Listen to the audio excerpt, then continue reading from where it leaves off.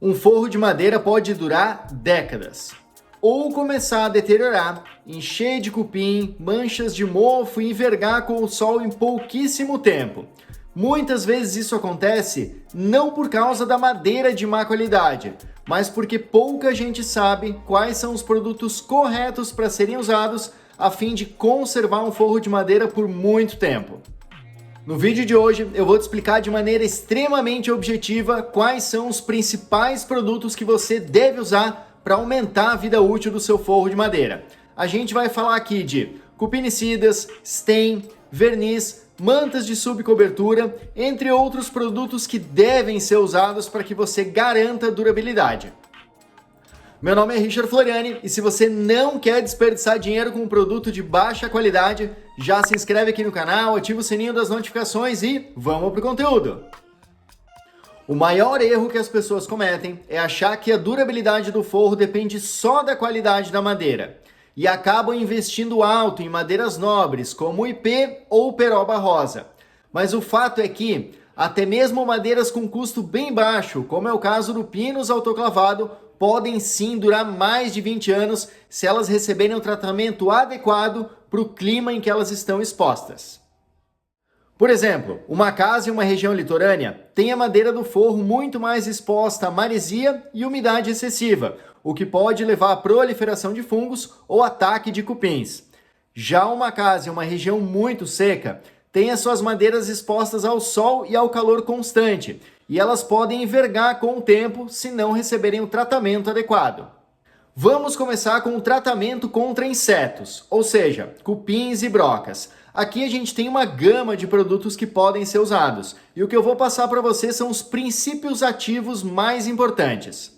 O que eu costumo recomendar é o fipronil. Ele é um princípio ativo altamente utilizado no controle de pragas profissional e você consegue encontrar na venda livre, tanto em versões concentradas quanto em versões já diluídas. O fipronil acaba tendo um efeito dominó na madeira, pois quando o cupim comer a madeira envenenada, ele não necessariamente morre na hora, mas sim acaba levando esse produto até a rainha, o que desestabiliza toda a colônia. Então é muito bom para casos em que a gente tem forte propensão a cupins de solo ou quando a gente já tem uma certa infestação na madeira e precisa resolver esse problema.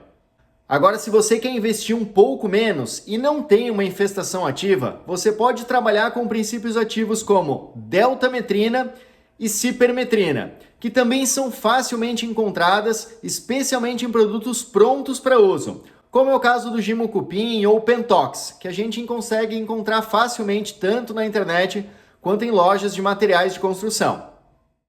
As técnicas de aplicação aqui também variam bastante. Quando a gente está tratando de uma madeira de forro, que costuma ser bem fininha, a pulverização ou pincelamento já é eficiente. Agora, em madeiras mais grossas, especialmente as estruturais, talvez seja necessário fazer a imersão dessa madeira no produto, ou usar algum tipo de solvente para aplicação. O solvente mais comum costuma ser a isoparafina.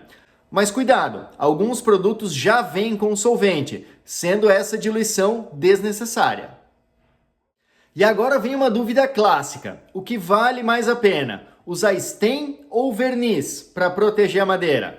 Bom, a gente primeiro precisa entender a diferença entre esses produtos. O stain é um produto que vai impregnar na madeira e vai protegê-la de dentro para fora. E ele tem a grande vantagem que não cria uma película grossa ao redor da madeira, mantendo a estética dela intacta. Então, se você usar uma madeira mais nobre, em que você quer ver as fibras da madeira no forro para deixar aquele acabamento de primeira linha, o stain certamente é uma excelente opção.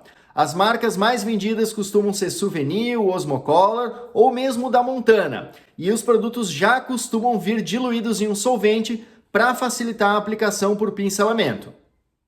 E falando em manutenção, o stain costuma ser um pouco mais tranquilo com relação à frequência de reaplicação, porque como ele não vai descascar, não vai formar bolhas, nem alterar muito a estética da madeira, a gente consegue programar a nossa manutenção conforme a disponibilidade, o que facilita muito no longo prazo. Então, para cidades muito chuvosas, regiões litorâneas ou madeiras que vão ficar expostas ao tempo, o stain é indispensável. Você vai precisar aplicar para não perder o madeiramento muito rápido, ok? Agora, mudando um pouquinho para o verniz, a gente vai ter um tratamento diferente. Afinal, o verniz geralmente não é impregnado na madeira, mas sim usado para fazer uma película externa de proteção, que pode ser usada tanto para impedir a entrada de água, quanto para dificultar a entrada de insetos, como cupins e brocas. E aqui você tem um detalhe, que geralmente o verniz vai alterar a cor e a estética da madeira. Quando a gente escolhe uma madeira mais simples, considerada pouco atraente, como é o caso do pinus autoclavado, muitas pessoas preferem colocar um verniz de uma cor mais escura para o acabamento ficar com um aspecto mais nobre, que pode ser fosco ou brilhante, dependendo da preferência do cliente.